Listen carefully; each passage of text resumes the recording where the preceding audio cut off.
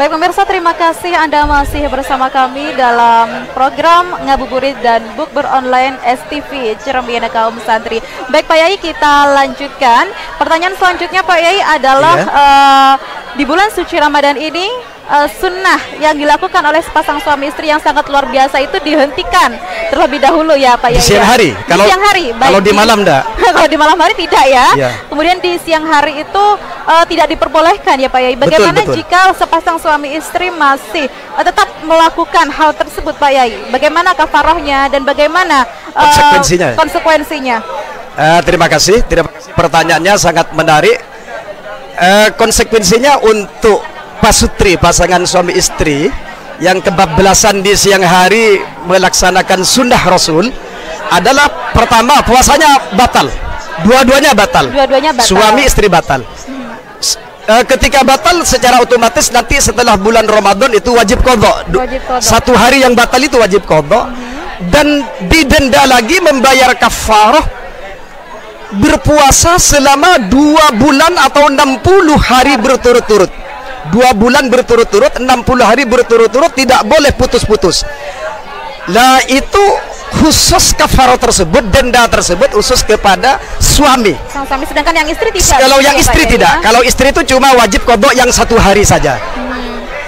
Perbedaannya apa? Antara yang suami dengan istri, ditinjau dari perspektif fikih, ditinjau dari segi literatur hukum fikih, perbedaannya adalah karena ketika melakukan sunnah Rasul suami istri di siang hari, sang istri tersebut batalnya puasa bukan karena jima, bukan karena hubungan suami istrinya, bukan karena jima, tapi karena kemasukan ain, kemasukan sesuatu. Karena kategori jima itu menurut perspektif fikih dalam literatur fikih itu, maaf ini penjelasan hukum, bukan yang bukan sesuatu yang tabu.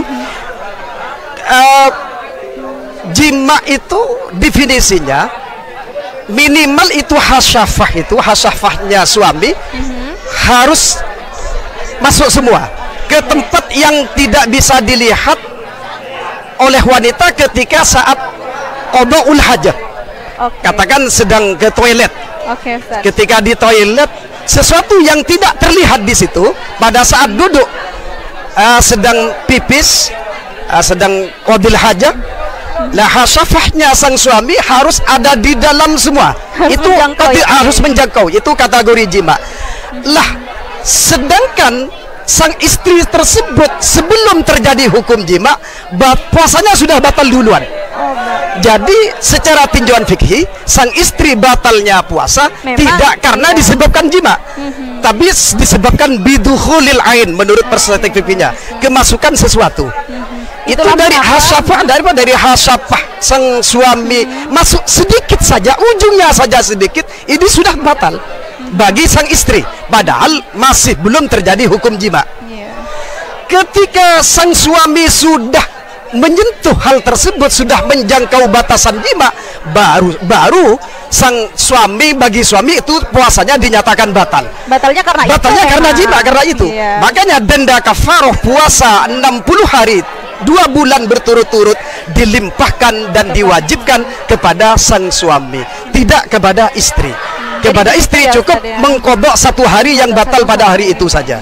Jadi itu mengapa sang istri hanya mengqadha 1 hari, sedangkan sang suami 2 bulan. 60 hari itu dilimpahkan kepada suami. Sang suami itu perbedaannya.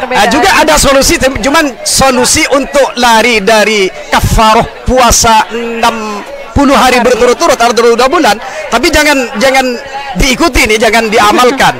Solusinya itu menurut fuqaha ulama fikih dalam konteks ilmu fikih itu solusinya sebelum melakukan sunnah Nabi pada siang hari, alangkah baiknya, tapi ini jangan tetap dosa ini ya.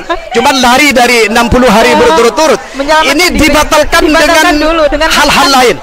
Minum atau makan-makan lain dengan hal-hal lain. Jangan dengan melaksanakan sunnah Nabi di siang hari. Itu solusinya. Tapi solusi tersebut tetap dosa. Hanya lari dari hukuman berat. Itu hanya sebagai alasan agar tidak mengqadha selama 60 hari. Tidak untuk ditiru begitu ya Pak. Untuk ditiru. Nah Pak Yai,